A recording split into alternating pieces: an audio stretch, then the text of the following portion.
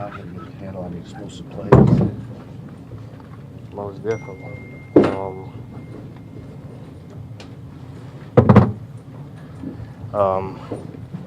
First half was bad. I don't know how else to put it. First half was bad. A lot of inconsistent play. We came out second half and did better, but it was a little too late at that point. They had 3 pass interference penalties. You guys had 3 pass interference penalties on one of their scoring drives. How big of a factor was that in today's game? And were those plays surprising to you guys, or is that just kind of learning as you go with some of these young guys, as well as obviously yourself? No, those things are going to happen. You got to understand how the ref is going to call the game. Some guys are going to let some things go. Some guys are going to call it a little bit tighter. Evidently today, these guys was calling it a lot tighter. So, I thought some of them wasn't good calls, but they called them. And it is what it is at this point. At this point in the game, you don't know the rules for anything. So it is what it is. But nonetheless, that wasn't a factor in the game. I don't think the penalties. Is what's happening to Clay impacting the other 10 on defense in any way? I don't know if it's impacting the other 10 on defense. I think it impacts the game, yeah.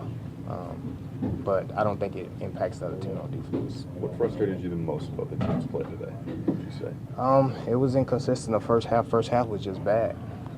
We'll definitely still have to go back and watch the film because I'm out there on the island covering, so I don't know what's all going on at the time it's going on. So I just have to go back and watch the film and see what happened. We just have to play more together and more consistent. How do you explain the turnaround, Tramon? You guys didn't allow a point until the very, very end, that field goal at the end. So you get some 3 and outs. Because we decided to play, play more consistent and play together. Guys were where they were supposed to be at in the second half, and things wasn't open like they shouldn't have been open in the first half. So we did it the second half. We just it's a growing process, I guess. We still got a lot of young guys, but you got to win these games. You got to get these on the road And start quicker. Start quicker, most definitely. We'll just try to see what we have to do to get there, and it starts off with practice. So we'll go back to the drawing board and just keep working. Big plays obviously gashed you guys, particularly in that first half. Is that part of just kind of a byproduct of playing some young guys with a new system, or is it not really acceptable? At this point, it's really not acceptable. But you understand the maturation process. With young guys, things are going to happen. You just coach them up and you keep going. We have to count on these guys. So. That's all we can do at this point. Just coach them up and keep going. They'll be better though.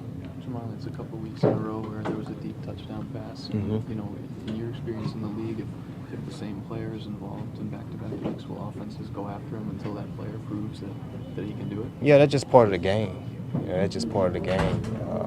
You definitely have to prove yourself week in and week out. But the good thing is week to week, and you get a chance to prove yourself differently from week to week. So.